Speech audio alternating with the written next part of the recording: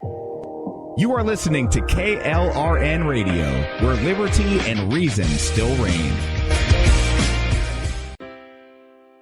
Most writers and radio show hosts know that to connect with your fans, you need to do more than just write books or record the latest podcasts. There are many different elements that go into forming an online platform, but there are also many hidden traps. To make matters worse, solid advice on how to survive the muddy waters is scarce. In the book Hidden Traps, I talk about some of the important issues of working with an online platform, highlighting traps that could put your physical or internet security at risk or be harmful to your reputation. Are your social media posts just links with a few disjointed words, making you look like someone who can't complete a sentence? Did your new website cost you more than you anticipated? Are you leaking your personal contact details across the web without even knowing it? Then you need Hidden Traps. Hidden Traps is now available in paperback and ebook from a variety of retailers, including Amazon, Barnes & Noble, and Kobo. Visit blackwolfpublications.com for more details. If you're 85 or younger, would you like peace of mind and comfort for your family? We're Final Expense Direct with an urgent message for you. The average funeral today costs over $8,000, but the most you'll get from government benefits is $255. How will your family pay the difference? We can help. Our senior plans start as low as just $1 a day and pay up to $30,000 for a funeral and other final expenses. Peace of mind is easy. There's no medical exam. You'll have lifetime coverage, and your plan can't be canceled as long as you pay your premiums. Call now for free information about our senior plans. Answer a few simple questions and receive approval right on the phone. Plus, call right now and we'll give you a discount prescription card for free. Call 800-553-8687. That's 800-553-8687. Again, 800-553-8687. KLRN Radio has advertising rates available. We have rates to fit almost any budget. Contact us at advertising@klrnradio.com.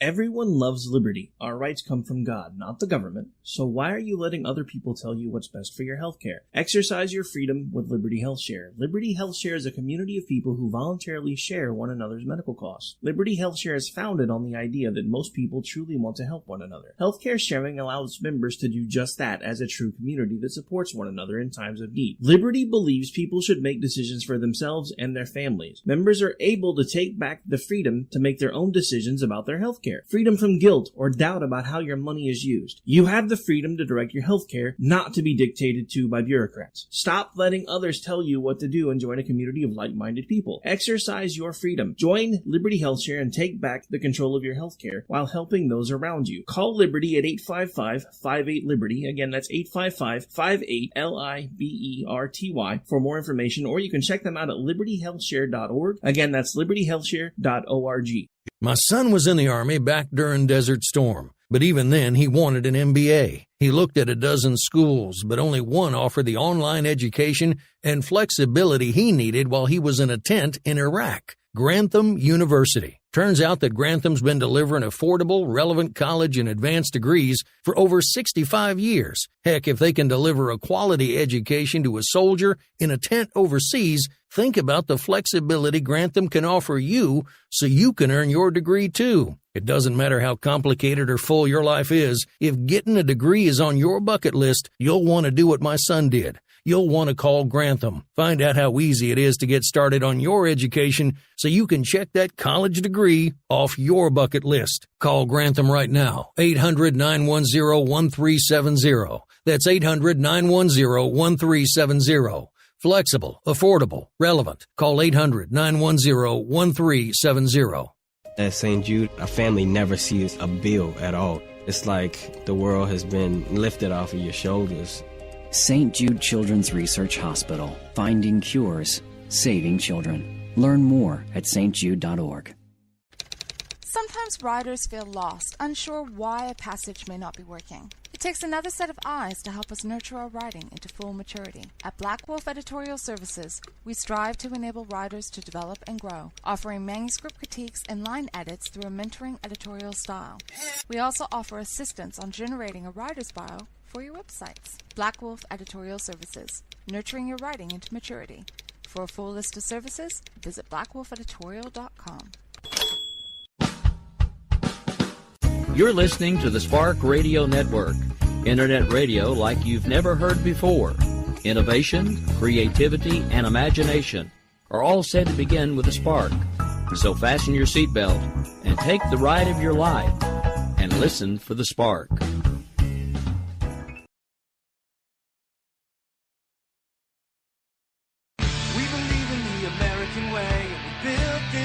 Called the USA, and we fly our flag cause we're proud and free, we're Americans. Red, white, and blue is our way of life. Never back down from a challenge or a fight. Nature provides, God gives the rights, we're Americans. We fish the waters and we hunt the lands. We forge the steel with our own two hands. With what we've got, we do the best we can, we're Americans. This is Rio of Madison Rising, and you're listening to KLRN Radio, where liberty and reason still reign. It's time now for the Conservative Curmudgeon Radio Show. Now, here's Grouchy. Good evening, everybody. Welcome back. It is Wednesday. Yeah, our normal night. We do this thing as much as we can every week. My voice is not 100% back yet, but I'm going to do the best I can. I hope you'll put up with it. Programming reminder, as long as my memory serves correctly, following me, Rick, Jesse's POV, right, still? Yes, sir. And then the Stafford voice. Correct, Mundo. And then you, with America Off the Rails. Si, It is your KLRN Grand Slam of conservative talk on Wednesday night. So do yourself a favor, sit still, stay tuned, and get your knowledge on. So tonight we're going to get rolling. We touched on this a couple of weeks ago, the Visa lottery program that our country runs, basically. The U.S. government, through the Visa lottery program, has issued 28,783 visas to people from countries designated as state sponsors of terrorism between 2007 and 2016. That's a lot. I mean, that's not a lot each year, but you're talking about a country that's named as a state sponsor of terrorism. Most of these countries don't have any way to properly vet their people for us. There are no real records that are kept. So we have no way of verifying who these people actually are, where they're actually coming from. It's just like it sounds. It's a lottery. And we've had 28,783 winners from countries that sponsor terrorism over the last decade. Now, I don't know about you. That concerns the hell out of me. So, we issue these permanent residence visas. These are not temporary. These are permanent residence visas to randomly selected nationals from these countries. This does not include the additional tens of thousands of foreign nationals admitted from these same countries through other immigration categories, such as family-based immigration, refugee status, and I think there's a couple other programs too. But the three state sponsors of terrorism were Iran, Sudan, and Syria. That's where these people come from. So according to the data, the number of visas from those countries increased substantially under the two Obama administrations. For instance, in 2008, the last full year of George W. Bush, 841 lottery visas were granted to Iran. In 2016, the last full year of Obama's administration, 2,788 were selected from Iran. Syria got 40 lottery visas in Bush's last year and 164 in Obama's last year. Maybe you remember the suspect in the October 31st Islamic terrorism attack in New York City, the guy with the rental truck, Saifullah Saipov. He entered the United States through the visa lottery program. Surprise, surprise. The October 31st attack using a rented truck as a weapon, 8 people killed, 12 injured. President Trump has called on Congress to eliminate the visa lottery program and to also end chain migration. He said that these policies endanger national security, strain federal resources, and imperil the economic security of vulnerable American workers. I like it. I like it a lot. I think we need to shut this down. You know my opinion on immigration. I'm not necessarily against it, but I do think it should be tightly controlled. So every single year, through a computer-generated random drawing, the visa lottery selects 50,000 foreign nationals to apply for permanent residence in the United States and get green cards. Isn't that special? Many of these people have absolutely no ties to the United States, no special skills, and in a lot of cases, very limited education. Now, this visa lottery program was championed by Ted Kennedy back in 1990 and actually co-sponsored by Chuck Schumer. Yeah, shocking. In a May 2006 floor speech, Schumer praised what he called an excellent program and urged his colleagues to keep it in operation. He said, "My city of New York has dramatically benefited from this program. So I plead with my colleagues, keep the diversity visa program." Why are we so concerned with diversity? Why is that a key word for everybody? Now, we hear it all the time.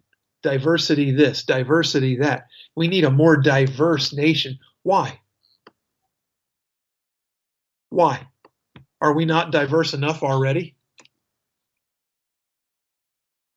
How much more diversity do we need?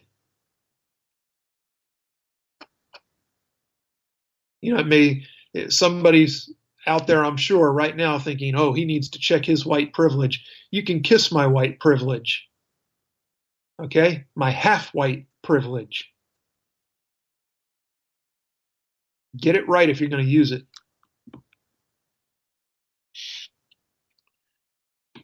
So, with chain migration, a lottery visa immigrant can sponsor his or her family members to come live in the United States after they get here. So it's not bad enough that we're bringing somebody in with little education and no special skills, but they get to turn around and bring their family members that, I'm sure are in the same boat. So then how do these people live once they get to the United States? Yeah, off of our tax dollars. That's how they live. Now, a recent report by the Center for Immigration Studies showed that for every one lottery immigrant, an additional 3.45 family members on average were sponsored. That's what chain migration is, friends. So for every one of the visa lotteries or lottery visas that are handed out, we get 4.5 people into this country that don't give a rat's butt about us, don't give a rat's tail about speaking English. They don't care about trying to find work.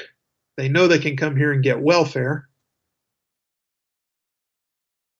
The CIS said that between 1994 and 2016, there were 1.1 million diversity lottery visa immigrants and an average estimated 3.8 chain migrants.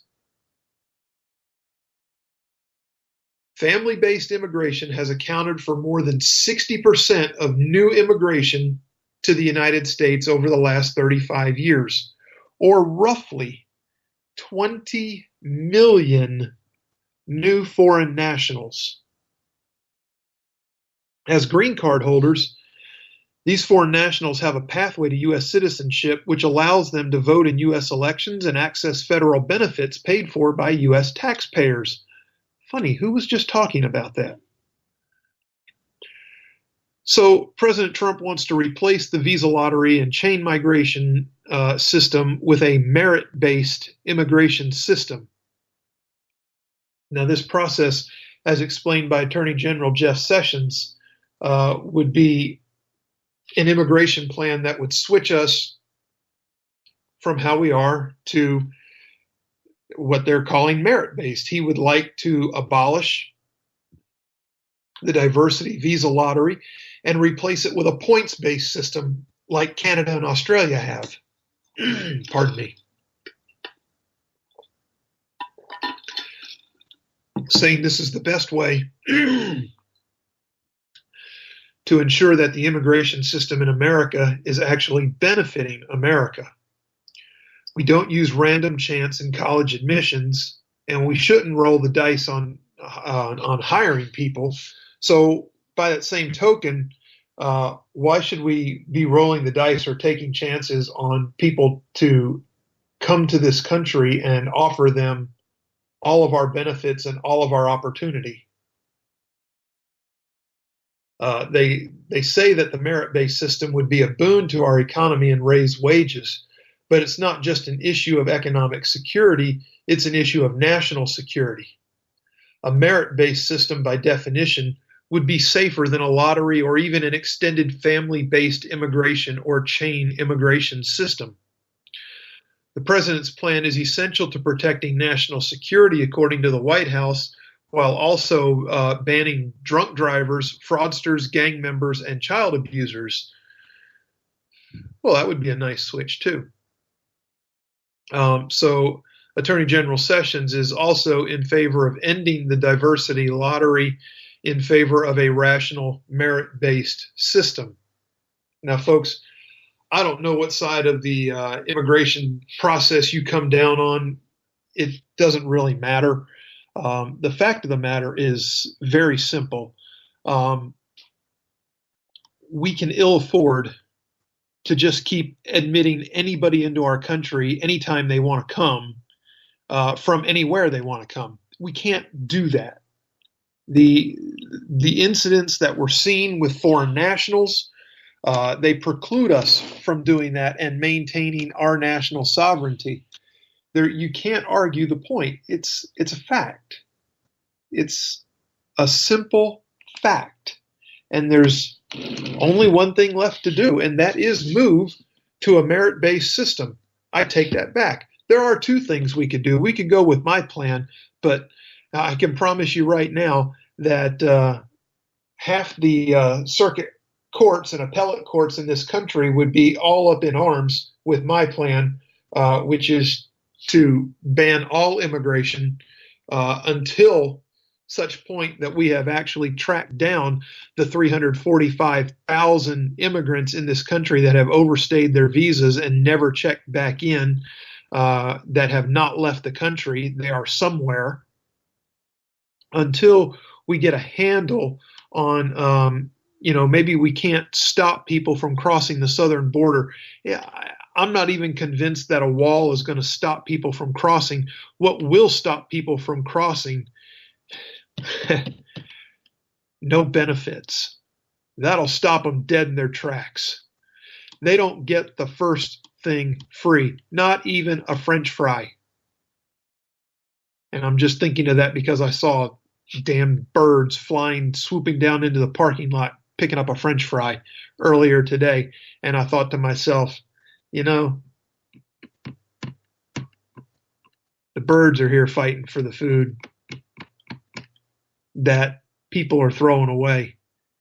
I don't know. It triggered something in me. And maybe because of where I was, maybe because of what else was going on around it. I don't need to go into all those details, but we have got to get a handle on immigration in this country, period. Otherwise, incidents like what happened on October 31st in New York City, the Orlando shooting, I forget what else was there, San Bernardino. It's going to keep happening, folks. It's going to keep happening.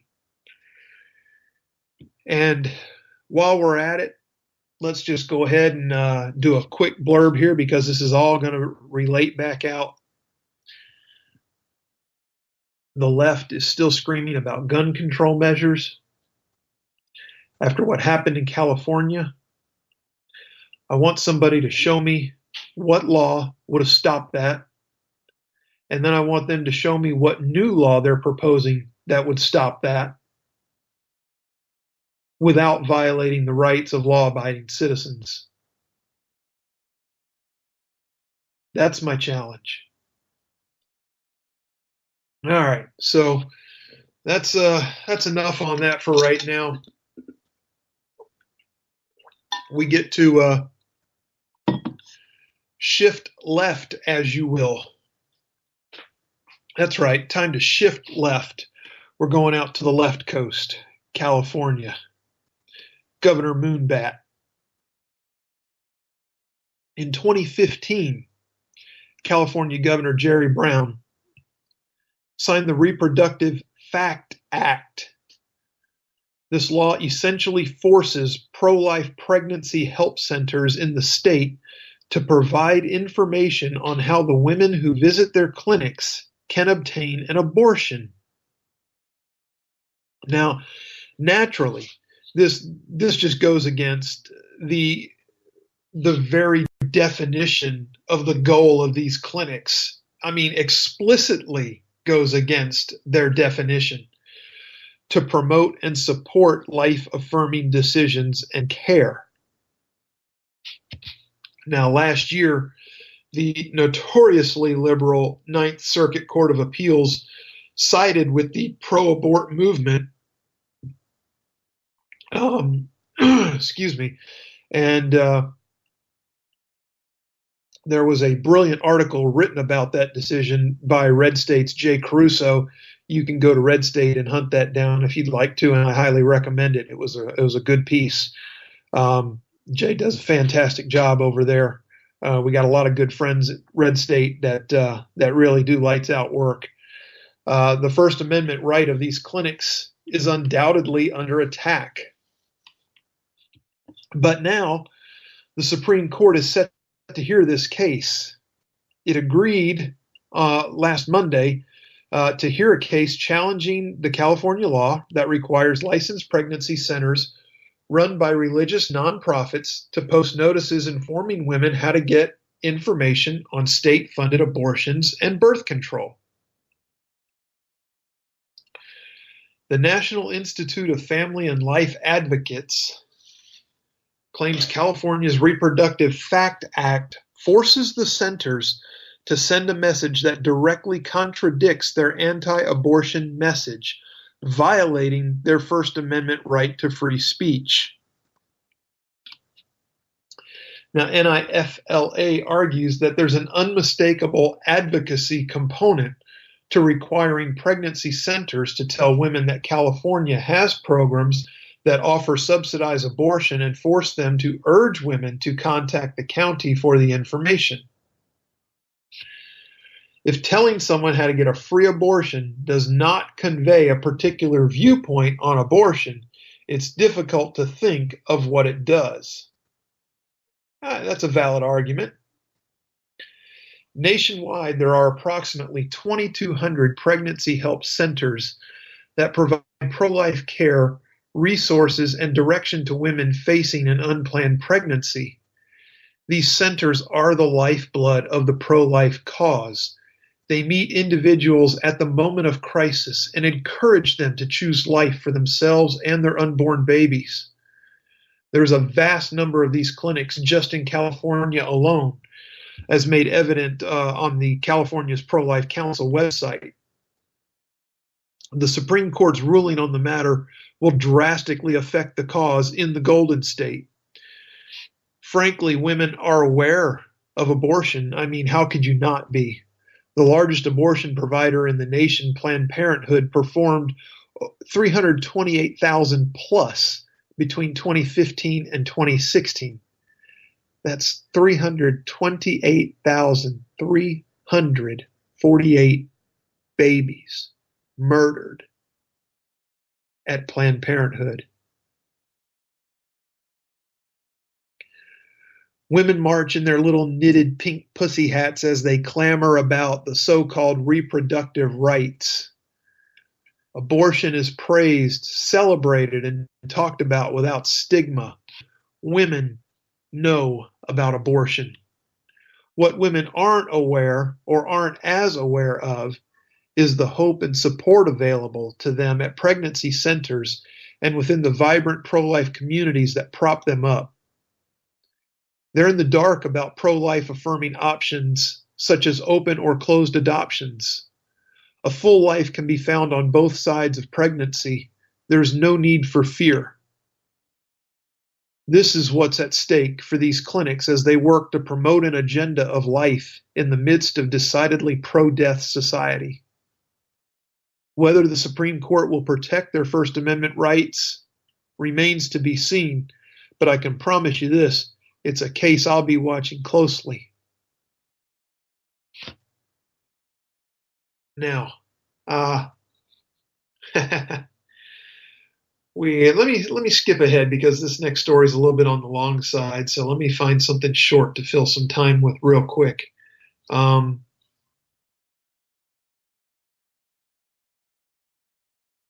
Yeah, here's a nice one. Okay. So real quick, before we get to the bottom of the hour commercial break, I wanted to touch on the whole Roy Moore thing, and we'll do a little more on this, but real quick, I just wanted to give you this angle of it. A nice little blurb piece on MRC by Michelle Malkin, talking about the difference of the United States Senate just crashing down on a candidate right now. He's just a candidate. He hasn't won anything yet, but they're already talking about not seating Roy Moore and disqualifying Roy Moore. But at the same time, the United States Senate has a seated senator who's been on trial for 18 counts of bribery, fraud, and corruption involving nearly $1 million in gifts and donations, accusations of sex with underage people, and here's the difference. This is a seated senator, okay? And right now, ABC, CBS, and NBC have devoted 40 times more coverage to candidate Roy Moore than to Senator Bob Menendez. Don't tell me this is about justice. And don't tell me that there's no bias and that they're just reporting news. Because if they were just reporting news, Senator Menendez should be receiving at least as much attention, if not a little bit more, being that he actually is a seated senator right now who is not disqualified from voting on issues that affect our nation. It's absolutely ridiculous. 40 times more coverage. 40. 4 years ago, the FBI raided the Florida home of creepy Democratic donor and eye doctor Solomon Melgen. Menendez suddenly remembered that he had failed to pay back his quote-unquote brother $60,000 for private jet flights to the Caribbean, where Melgen owns a tiny home in the a tiny home in in the private Casa de Campo resort. And I can tell you, folks, that the stories that come out of Casa de Campo, it's very much like what Frank Giestra had set up with him and Bill Clinton, going down to South and Central America and up to Canada, where Giestra is from. It's disgusting. Quote unquote, underaged flight attendants. Yeah. And then with Menendez down in Casa de Campo, they talk about how he's indiscriminate as to whether they're underage girls or underage boys. He just doesn't care as long as they're underaged. This is disgusting. And guess what? That doesn't mean that what's being alleged against Roy Moore isn't disgusting either. But you know what? Let's give the man his day in court. Okay? Either bring a case or tell us what's going on, because, you know, right now we're looking at allegations that are 40 years old that can only serve one purpose, and that is the destruction of Roy Moore's candidacy. Now, whether you agree with the women that are accusing him or whether you disagree, that's fine. Each person has to search their soul and decide what is credible and what is not credible. My question is this. Roy Moore is a man who has been on 8 different ballots over the last 30 plus years in the state of Alabama. And now, 6 weeks prior to this Senate seat election, now is the time to come forward? Do you really think that it's just right now coincidental that they're empowered to come forward? Or is the recording of the robocall from the Washington Post offering money to people with stories to tell about Roy Moore that was played on my local news channel this morning just a figment of everybody's imagination?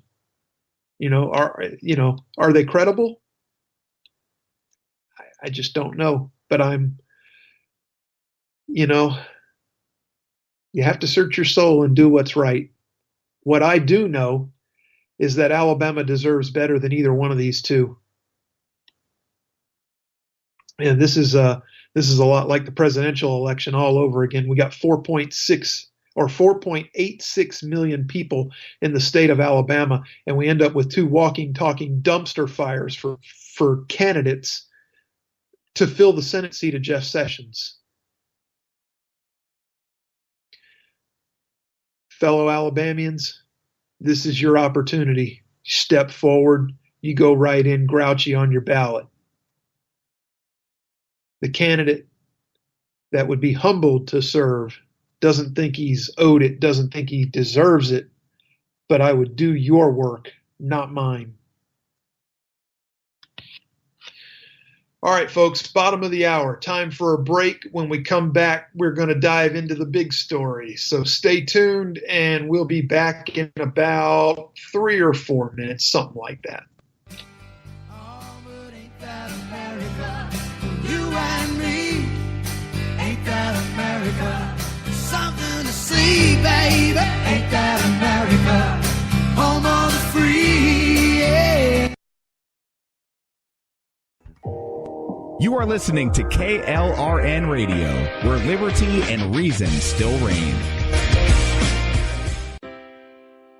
Most writers and radio show hosts know that to connect with your fans, you need to do more than just write books or record the latest podcasts. There are many different elements that go into forming an online platform, but there are also many hidden traps. To make matters worse, solid advice on how to survive the muddy waters is scarce. In the book Hidden Traps, I talk about some of the important issues of working with an online platform, highlighting traps that could put your physical or internet security at risk or be harmful to your reputation.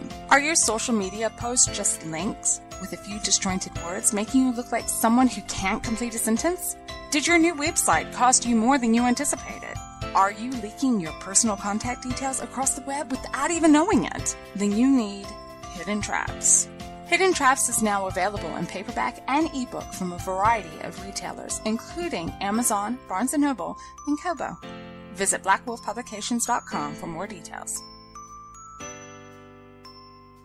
If you're 85 or younger, would you like peace of mind and comfort for your family? We're Final Expense Direct with an urgent message for you. The average funeral today costs over $8,000, but the most you'll get from government benefits is $255. How will your family pay the difference? We can help. Our senior plans start as low as just $1 a day and pay up to $30,000 for a funeral and other final expenses. Peace of mind is easy. There's no medical exam. You'll have lifetime coverage, and your plan can't be canceled as long as you pay your premiums. Call now for free information about our senior plans. Answer a few simple questions and receive approval right on the phone. Plus, call right now and we'll give you a discount prescription card for free. Call 800-553-8687. That's 800-553-8687. Again, 800-553-8687. KLRN Radio has advertising rates available. We have rates to fit almost any budget. Contact us at advertising@klrnradio.com.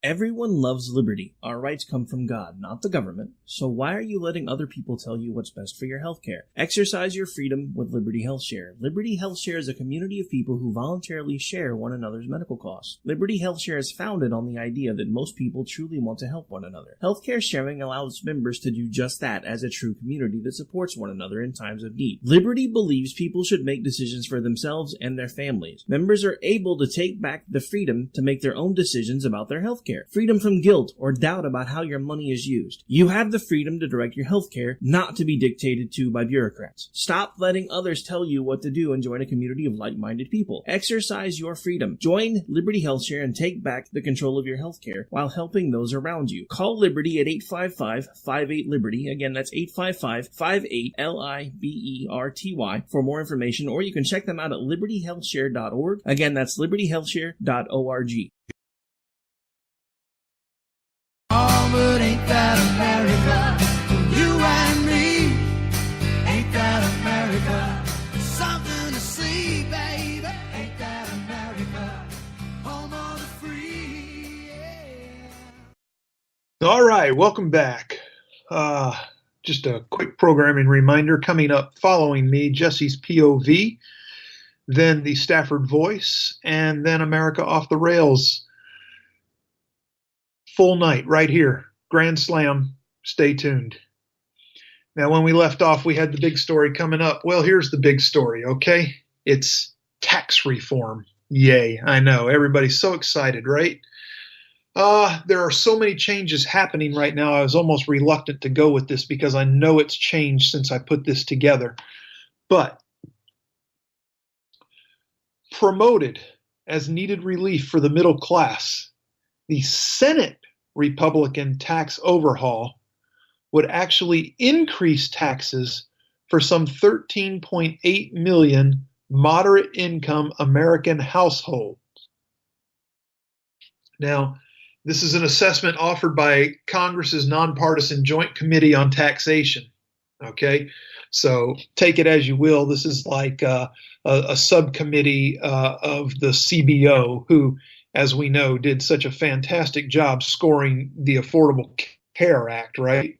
Grain of salt here, okay? So bear with me on this.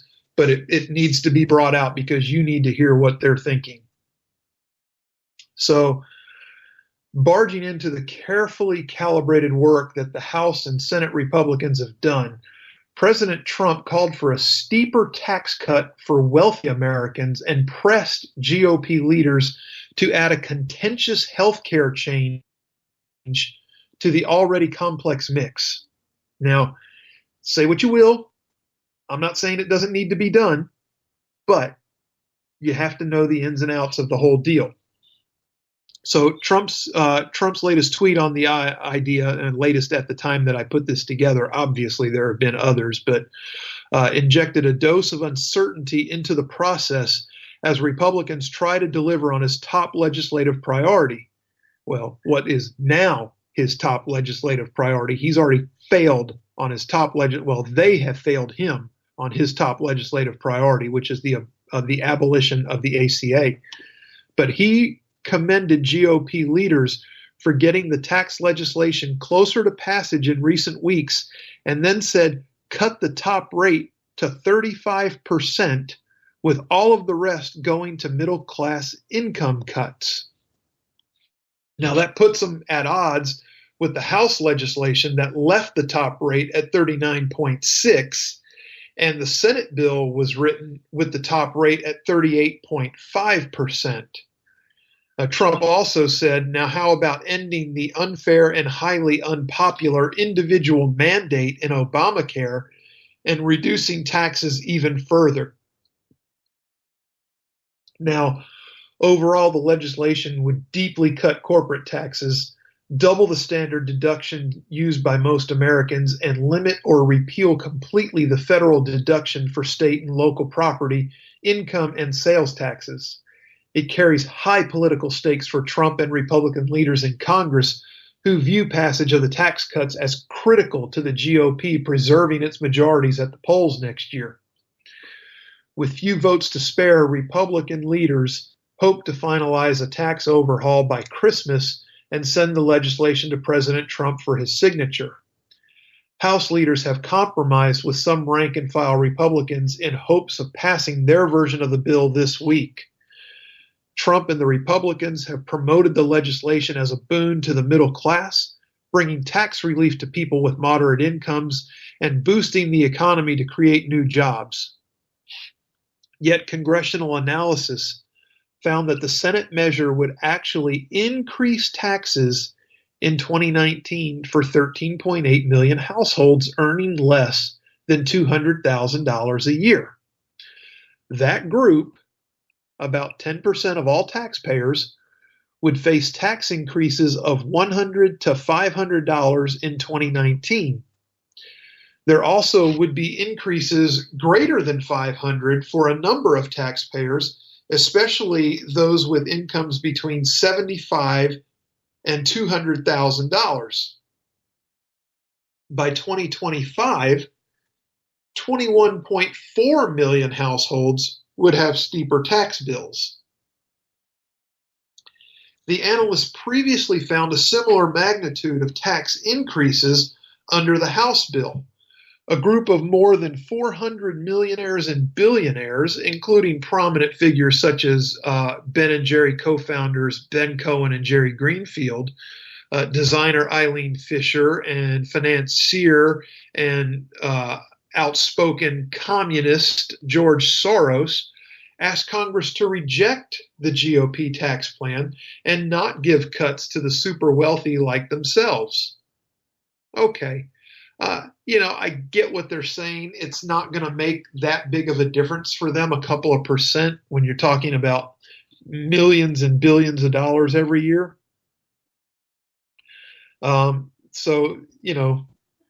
Whatever. They're trying to look magnanimous in their gesture is what it boils down to. But neither bill right now includes a repeal of the so-called individual mandate. And I think that actually changed yesterday. I think there is now a revision of the bill that does include a repeal of the individual mandate. We'll have to see if that makes it through. and that is the requirement that Americans get health insurance or face a penalty or tax, if you will. Several top Republicans have warned that including the provision would draw opposition and make passage tougher. Underscoring the difficulty, House Ways and Means Committee Chairman, Representative Kevin Brady, said Sunday he was certain that the chamber won't go along with the Senate proposal to eliminate the deduction for property taxes, setting up a major flashpoint. And it will be, and it's going to come from states like New York, New Jersey, Massachusetts, California, where the property taxes are extraordinarily high. Among the big differences in the two bills that have emerged, the House bill allows homeowners to deduct up to $10,000 in property taxes, while the Senate proposal eliminates the entire deduction. Now, right off the bat, I would say, boys, girls, let's meet in the middle. Okay? Let's meet in the middle. Let's say $5,000 in property taxes. I mean, come on. This would be an easy one. A key feature of both versions is a cut in the corporate tax rate from 35% to 20%. But the Senate bill delays the reduction for 1 year. Why? Why delay it? So Senate Majority Leader Mitch McConnell asked whether the Senate's proposed repeal of the property tax deduction could bring higher taxes for some middle-class Americans, acknowledged there would be some taxpayers who end up with higher tax bills. Any way you cut it, he said, there's a possibility that some taxpayers would get a higher rate. So, this was at a forum in his home state in Kentucky with local business owners and employees. He said, you can't craft any tax bill that guarantees that every single taxpayer in America gets a tax break. What I'm telling you is the overall majority of taxpayers in every bracket would get relief. Now, you know what, Senator? I'm going to disagree with you because you can craft a tax bill that that gives relief to people that pay taxes. Okay? Here's the problem. We have a large number of people in this country that don't pay any taxes at all. And I think there needs to be a minimum bracket. I think that people need to have, they need to have some skin in the game. That's what it boils down to. 5%. 5% minimum tax. Or ditch it all and let's go to a fair tax. And then everybody has skin in the game. I'm good either way. But anyway, this property tax deduction, like I mentioned, is especially important to residents in states with high property values or tax rates, such as New Jersey, Illinois, California, New York. I didn't realize Illinois was in there. I don't understand why. They must just tax the crap out of their property there. That's the only thing I can think of. But Brady said he had worked with lawmakers in those states to ensure the House bill delivers this relief and that he was committed to ensuring it stays in the final package. Democrats are solidly opposed to the GOP revamp, so the Republicans must find agreement amongst themselves to have any hope of passage. Senate Minority Leader Chuck Schumer called Trump's latest urging an awful idea that would take a plan that's already heavily tilted towards the wealthy and make it even worse.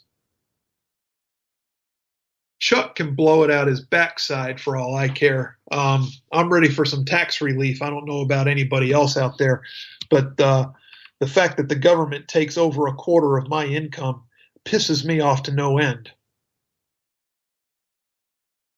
Now, back to touching on this, funny I'd use that word, huh? The Roy Moore story. Yeah, touching on it, huh?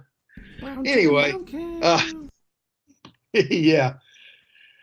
So we got Representative Jackie Speier of California testifying at a congressional hearing Tuesday that 2 sitting members of Congress are actually sexual harassers.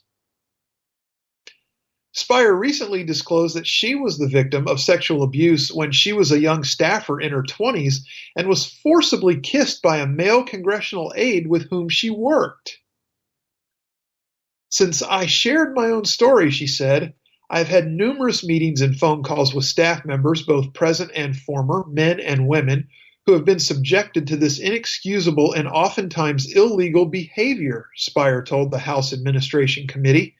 In fact, there are 2 members of Congress, Republican and Democrat, right now who served, who have engaged in sexual harassment. Speier said one of the harassers has propositioned women with the comment, "Are you going to be a good girl?" Another has exposed his genitals, she said, and some victims have had their private parts grabbed on the House floor. All they ask in return as staff members is to be able to work in a hostile-free work environment. They want the system fixed and the perpetrators held accountable. Now, Speier said there are 3 steps Congress must take, and they are requiring sexual harassment prevention and response training every year for both members and staff, conducting surveys to determine the scope of the problem, and reforming the broken dispute resolution system, which is not appropriate for the 21st century, she said. Now, here's my problem. Representative Speier wants to stand up and sound the alarm, but won't name names. Well, how are they supposed to be held accountable, Congresswoman, if you won't tell us who they are?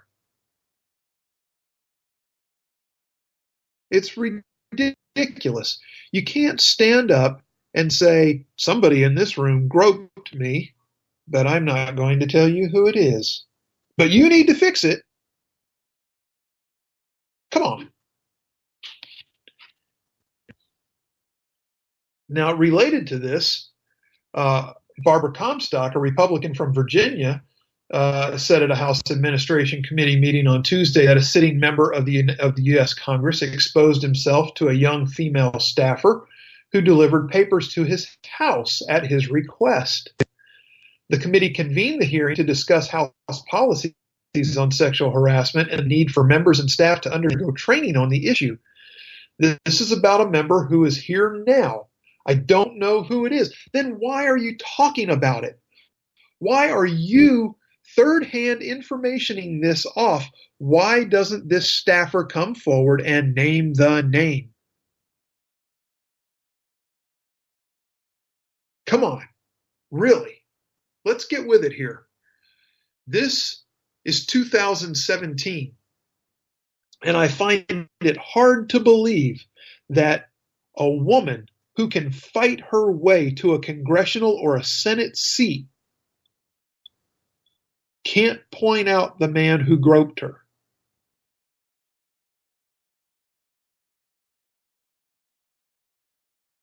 I find that very hard to believe.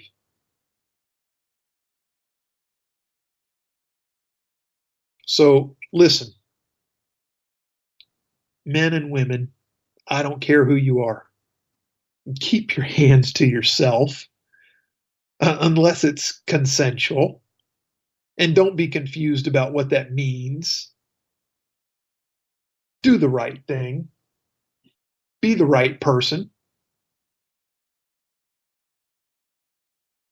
You know, you're women in Congress, staffers. It's a tough job. It really is. It's a tough job. It's an excellent opportunity for a lot of young people, but it's tough work. They do a lot of research. They do a lot of compiling of data. They're on the phones. They're working a lot of times, 18, 20 hours a day. It's not unreasonable to ask that they have a decent work environment. But at the same time, you have got to be willing, if you are sexually assaulted, to stand up and say it. You can't go around screaming that we need to hold people accountable if you won't tell us who the people are. That's all I'm getting at.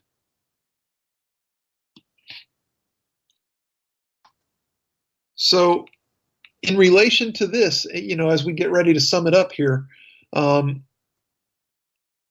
did you know that there's a fund paid out by Congress in harassment settlements? $15 million over the last decade been paid out for settlements out of Congress, complaints against Congress people, congressmen and congresswomen.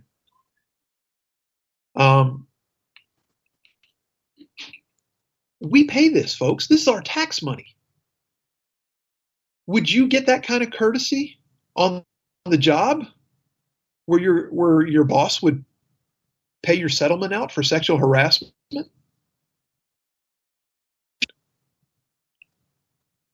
This is something that needs to come to an end, and there needs to be individual accountability and responsibility. Funds like this need to end. This is your money. This is my money. And they're spending it to settle sexual harassment claims. Now, are there claims out there that are fake? Oh, yeah, you bet there are. We know the stories. The lacrosse team. Yeah. Remember the Rolling Stone piece? University of Virginia? Yeah. Yeah. There are fake claims out there, folks. Not everybody is trustworthy. Yeah, that's good, Rick. I like that. I'm not going to read that on the air, but I like it. But look, folks, it's got to end. And if it doesn't start with us as the constituents and who we put in office, where's it going to start? Okay? So keep your head on straight and do what you know you got to do as a voter. Okay, it's time to wrap it up, folks. Again, Jesse's POV is coming up next. I am the Grouch. It has been my pleasure, as usual, to be here with you. And either starting next week or the week after, we're going to begin a very special holiday tradition segment every week, building up to Christmas. We got some great guests lined up. They're going to come on. We're going to talk about holiday traditions in their families and what makes it special. And it's just going to be fun. We're going to take a break from the nastiness of the politics, and we're just going to have some fun. Okay, so look, if you like the show, tell your friends. If your friends like the show, you need new ones, but they and you are welcome every week right here with me on KLRN Radio for the Conservative Curmudgeon Radio Show. Thank you, and God bless.